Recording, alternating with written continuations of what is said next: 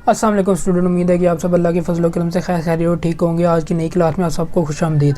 जिस तरह कि आपको पता है कि हम चैप्टर नंबर 3 की एक्सरसाइज स्टार्ट करते हैं। आज का हमारा क्वेश्चन नंबर 22 है। तो क्वेश्चन नंबर 22 पे जाने से पहले हमें जिन्होंने अभी तक चैनल को सब्सक्राइब और लाइक नहीं किया, चैनल को लाइक और सब्सक्राइब लाजमी कर दे, वीडियो को शेयर भी किया करें ताकि इससे आपको ही फ़ायदा हो, दूसरों को फ़ायदा हो। चलिए आए क्वेश्चन नंबर 22 चेक करते हैं क्या दिया हुआ है। The mean of the mark in mathematic of 100 student of a class was 72.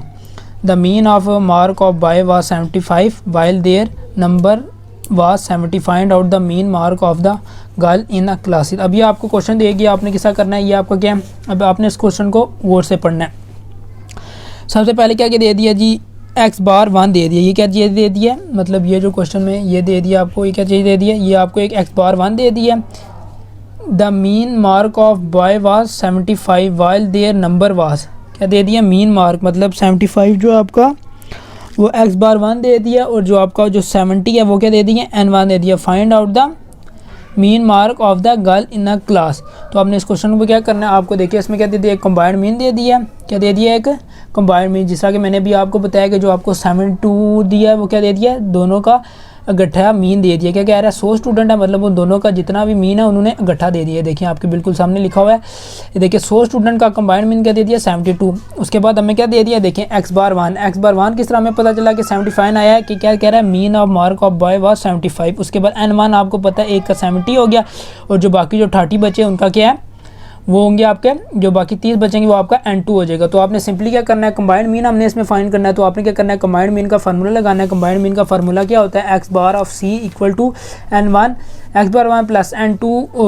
x bar 2 n1 plus n1। Totally आपने इधर फार्मूले में वैल्यू पुट करनी है। देखें जिस तरह मैंने वैल्यू में फार्मूले में वैल्यू पुट की, वैल्यू पुट करने के बाद आपने मल्टीप्लिकेशन करनी है।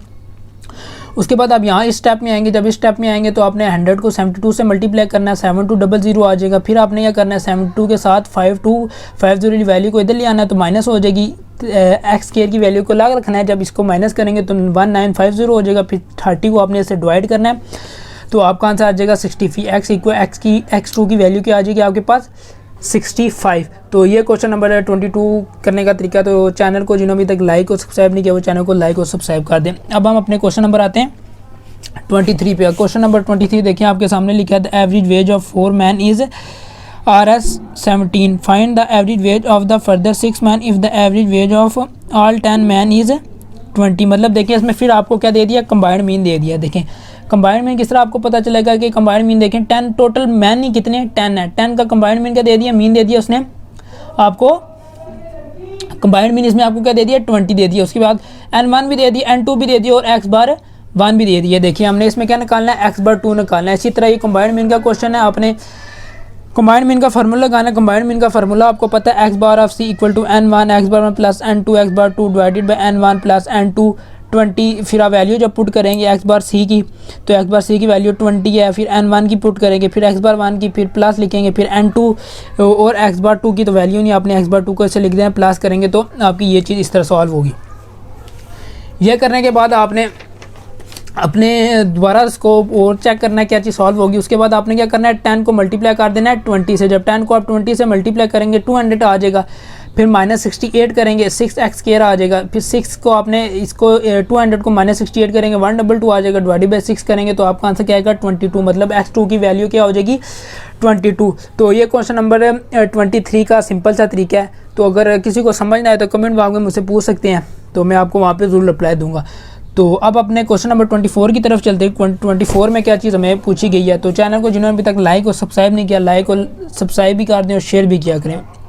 ये कह रहा है, the mean mark obtain by 300 student are, मतलब फिर इसने x बार c दे दिया, मतलब कंबाइंड मीन हमें दे दिया। The mean of the top 100 student, एक x बार 1 दे दिया है, मतलब n1 दे दिया और x बार 1 दे दिया। फिर क्या दे दिया, फिर n2 दे दिया और x बार 2 दे दिया। मतलब इसमें आपको फिर x बार 3 भी दे दिया, n3 नहीं दिया। इसमें क्या आपको नहीं दिया, x बार 3 सॉरी नहीं दिया, n1 भी दे दिया, n2 भी दे दिया और n3 भी दे दिया। कंबाइंड मीन भी दे दिया, x बार 1 भी दे दिया, x बार 2 भी दे दिया और x बार 3 नहीं दिया। अभी आपको किस तरह पड़ेगा, देखें आपने क्या क्वेश्चन को, आपने इन क्वेश्चनों को आपने 2-3 दफ़ा पढ़ना है।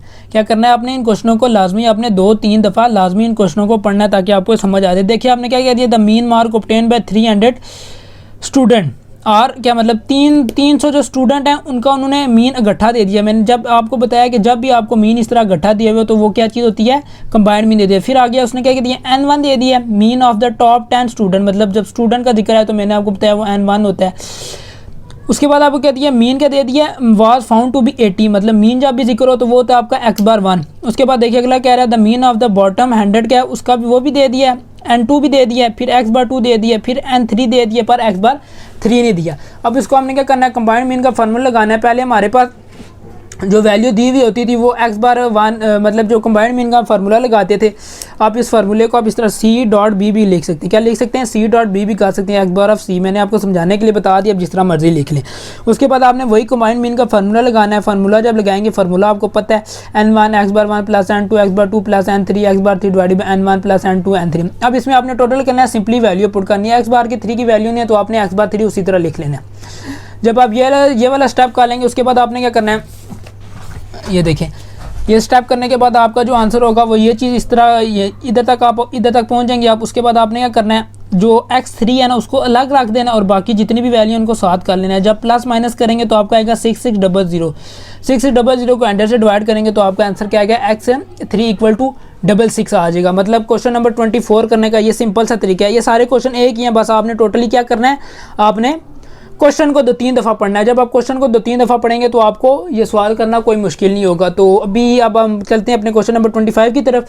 तो चैनल को लाइक और सब्सक्राइब कर दें अगर अभी तक नहीं किया तो। अब क्वेश्चन नंबर 25 देखिए, 25 में क्या दिया है, क्या पूछ रहा है हमें, देखिए क्वेश्चन नंबर 25 हमारे पास क्या चीज़ है, क्या कह रहा है, from the following data find the missing frequency when mean is 15.38। अब देखिए क्या कह रहा है, फाइंड द मिसिंग वैल्यू। क्या कह रहा है, मिसिंग वैल्यू फाइंड करिए। मिसिंग वैल्यू किस तरह फाइंड करेंगे, ये देखिए आपके सामने है, ये क्वेश्चन नंबर 25 है। कह रहा है मिसिंग वैल्यू हमने फाइंड करना है। मिसिंग वैल्यू फाइंड करने का क्या आपका पास तरीके, आपको मिड वैल्यू दे दिया है, नंबर ऑफ स्टूडेंट दे दिए और आपने क्या निकालना है, मीन निकालना है। ठीक हो गया। अब आप देखिए किस तरह निकालेंगे, ये देखिए आपके पास ये आ गया, मतलब ये वाला कॉलम, नंबर 1 कॉलम और नंबर 2 कॉलम आपको गिवन है। ठीक हो गया। आपने इसी तरह लिख लिया, जो आप देखें अब ये आपकी फ्रीक्वेंसी 1 है, फ्रीक्वेंसी 2 है, फ्रीक्वेंसी 3, मतलब फ्रीक्वेंसी 3 आपको नहीं दी हुई, आपने इसकी जगह लिख देना है F3 लिख लेना है। ये तो बात समझ आ गई। और जब आप इसको प्लस करेंगे आपने इन सब वैल्यू को प्लस लिख देना है। देखें जब प्लस करेंगे तो 43 आएगा, प्लस 53 F3 मतलब फ्रीक्वेंसी नंबर 3 भी आपने प्लस करके लिख देनी है। उसके बाद जब आप प्रोडक्ट लेंगे, प्रोडक्ट क्यों लेंगे, क्योंकि हमने मीन निकालना है। मीन क्यों निकालना है, क्योंकि वो क्वेश्चन में बताया गया है। अब देखिए आपने क्या निकालना है, x bar equal to summation f x divided by summation f होता है, इक्वल टू, अब एफ एक्स चाहिए, एफ को एक्स से मल्टीप्लाई करना है। ये आप निकालेंगे, पहला भी निकालेंगे, दूसरा भी निकालेंगे, तीसरे में आप थोड़ा कंफ्यूज होंगे। आपने करना है 40 को मल्टीप्लाई करना है F3 से और लिखना क्या है 40 F3, ये कर लेंगे। फिर आप यहाँ तक आप आराम से कर लेंगे। उसके बाद आपने आखिर में जब प्लस करना है, इन सब वैल्यू को आपने प्लस कर लेना है, जितनी वैल्यू है 678 आ जाएगा। क्या आएगा 678 आपका आंसर आ जाएगा। जब 678 आंसर आएगा तो आपने कर लेना जो जिस तरह मैंने भी पीछे बताया कि आपने प्लस लिख के 14 F3 मतलब F3 की वैल्यू को उसमें प्लस करके लिख देना है। जब लिख देंगे आपने टोटली क्या करना है, फार्मूले में पुट करना है। फार्मूले में हमें एक एक्स की वैल्यू आ गई और समेशन एफ की वैल्यू आ गई। उसके बाद हमने क्या करना है, हमें जिस तरह ये देखें आपके सामने क्वेश्चन दिया हुआ है, इस क्वेश्चन में क्या कह रहा है हमें, ये देखें जूम कर, ये देखें। उसके बाद आपने क्या करना है, उसके बाद आपने सिंपली उसकी मीन का फार्मूला लिखना है। जब मीन का हमें वैल्यू उसने हमें दे दी होगी, जब मीन की वैल्यू दे दी होगी तो हमने उसके करना है मीन की वैल्यू उस जगह पे लिखनी है। ये देखिए मीन की वैल्यू लिख दी, उसके बाद आपने करना है सिंपली क्रॉस मल्टीप्लिकेशन ही होगी उसके आगे हम चेक करते हैं क्या होता है हमारा। देखिए जिस तरह मैंने क्रॉस मल्टीप्लिकेशन की, क्रॉस मल्टीप्लिकेशन करने के बाद उसके बाद आपने मल्टीप्लाई करना है। मल्टीप्लाई करने के बाद F3 की वैल्यू को एक साथ लिखना है और बाकी जो दूसरी वैल्यू होंगी उनको अलग लिखना है। F3 का जो आंसर आएगा, फिर आपने F3 के जो साथ जो वैल्यू उसको ख़त्म करने के लिए करना है डिवाइड करा देना बहुत सारे। फिर जब डिवाइड करेंगे तो F3 का आंसर क्या आ जाएगा 12। तो आपने क्या लिखनी है, मिसिंग वैल्यू जो फ्रीक्वेंसी नंबर 3 है वो आपकी क्या आंसर आई है, वो जो आपका आंसर आया वो आपका आंसर आया है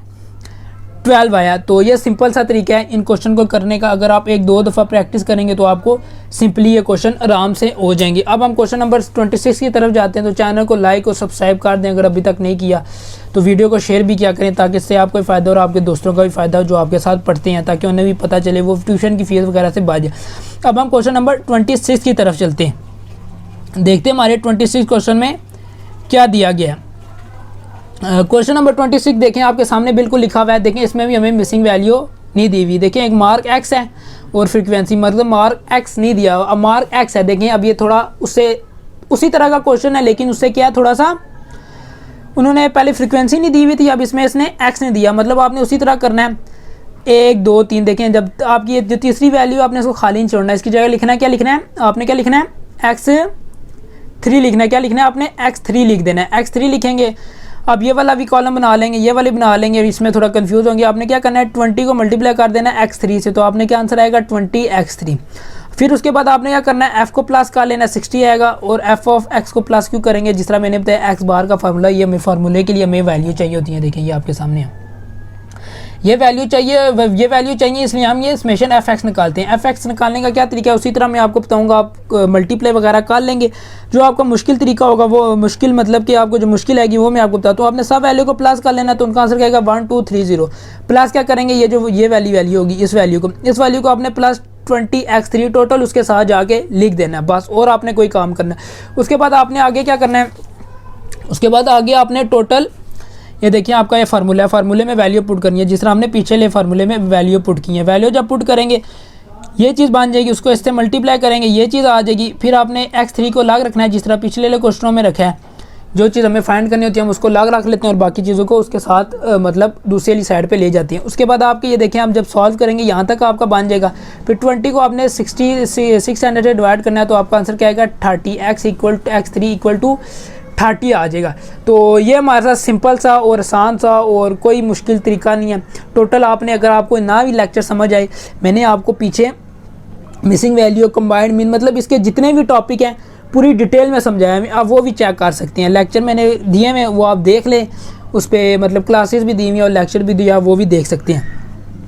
अब हम क्वेश्चन नंबर अपना 27 है उसकी तरफ चलते हैं, देखते हैं हमारा वो कैसा होता है, मीडियन निकालने का तरीका क्या होता है। इसमें मैंने अलग से एक वीडियो भी बनाई हुई है, वो भी आप देख सकते हैं अगर ना समझ आए आपको यहाँ पे तो आप क्वेश्चन नंबर 27 है। तो जिन्होंने अभी तक चैनल को लाइक और सब्सक्राइब नहीं किया, लाइक और सब्सक्राइब कर दिया करें यार, कुछ भी नहीं होता। वीडियो को शेयर भी करें ताकि आपके दूसरे दोस्त भी इससे फ़ायदा उठाएं। अब देखें अगला हमारा क्वेश्चन नंबर 27 है। 27 क्वेश्चन क्या दिया है, find out the medium of the following data. आप पहला क्वेश्चन दिया है, पहला क्वेश्चन आपके सामने है बिल्कुल, ICS का है, वही चैप्टर नंबर 3 है। 1 देखें 8 10 12 18 20 17 और 32 दिया है। अब आपने क्या करना है, सबसे पहले इस क्वेश्चन को जब भी आपने मीडियन निकालना है, मैंने पीछे भी आपको बताया जब हमने इसका टॉपिक किया था, तो इन जितने भी क्वेश्चन हैं इनमें सब ने क्या करना है, आपने वैल्यू क्या लिखना है, असेंडिंग ऑर्डर में लिखना है। किन में लिखना है, असेंडिंग ऑर्डर में लिखना है।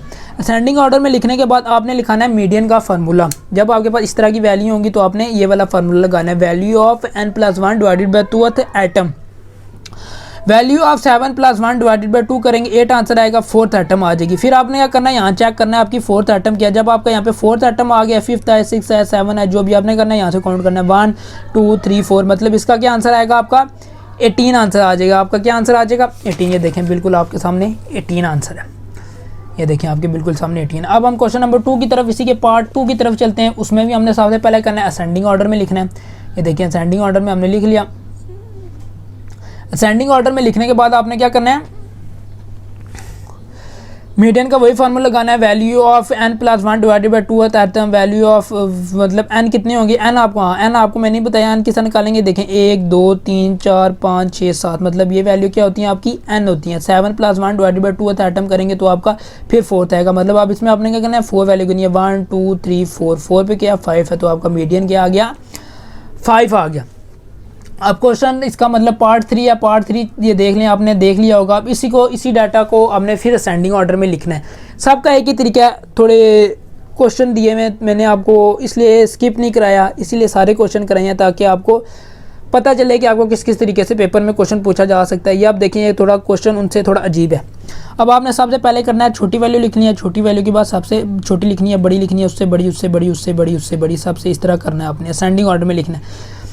उसके बाद आपने मीडियन का वही formula, value of n+1 divided by 2th atom. Value of मतलब n क्या होगा, आपने वैल्यू गिननी है 1 2 3 4 5 6 7 8, 8 आ गया। 8 + 1 डिवाइडेड बाई 2th एटम आ गया 4.5 आया।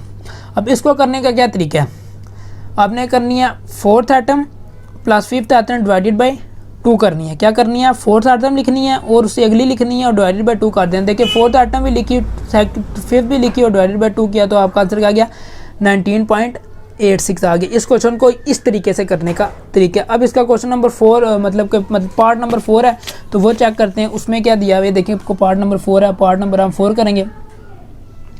ये देखें थोड़ा जूम में इसको मुश्किल हो रही है। अब देखिए हम क्वेश्चन नंबर 4 की तरफ आते हैं। सबसे पहले असेंडिंग ऑर्डर में लिखना है। असेंडिंग ऑर्डर का क्या मतलब होता है कि आपने छोटे से बड़े की तरफ जाना है।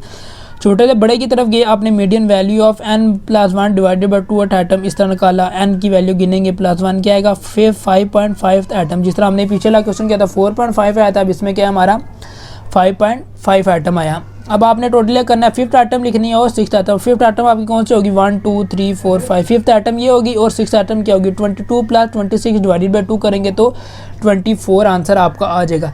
तो आज की हमारी लेक्चर की वीडियो यहाँ पे मुकम्मल होती है। 27 क्वेश्चन है, थोड़े लेंथी हैं, तो वीडियो भी काफ़ी लंबी हो गई है। तो आपने करना है ये क्वेश्चन जितने भी मैं आपको करा रहा हूँ, आपने लाजमी एक दफ़ा अपने हाथ से लाजमी करने हैं। अपने हाथ से क्यों करने हैं, ताकि आपको ये क्वेश्चन बाद में जब आप बाद में करेंगे तो आपको ये भूल ना जाएं, इस वजह से मैं आपको कर रहा हूँ। तो इस तरह की वीडियो देखने के लिए मेरे चैनल पे लाइक और सब्सक्राइब कर लें अगर नहीं किया अभी तक। तो इस तरह की अगर आपको वीडियो चाहिए होती हैं तो शेयर भी किया करें इस वीडियो को। और मुझे इजाज़त दे दी, आप आपसे मिलते हैं अगली वीडियो में।